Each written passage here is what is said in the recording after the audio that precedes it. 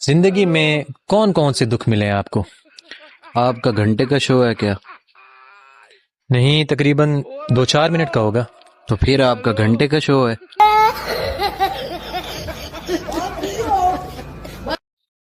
क्या मतलब, क्या कहना चाह रहे हो आप?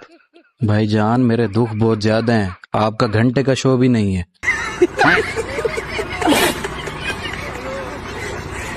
चलो मैं घंटे का शो कर लेता हूँ, आप सुनाओ अपने दुख। पहले आप घंटे का शो करते हो? अबे साले, ऐसे ऐसे गाली दूं, ऐसे ऐसे गाली दूं। नहीं, आज तक किया तो नहीं है। तो फिर आज घंटा शो करोगे? क्या यार, तुमने ये घंटा घंटा लगाया हुआ है। अभी तो घंटा हुआ ही नहीं है, अभी तो 2 मिनट हुए हैं।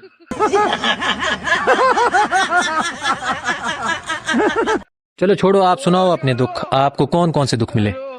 अब क्या घंटा सुनाऊं मैं?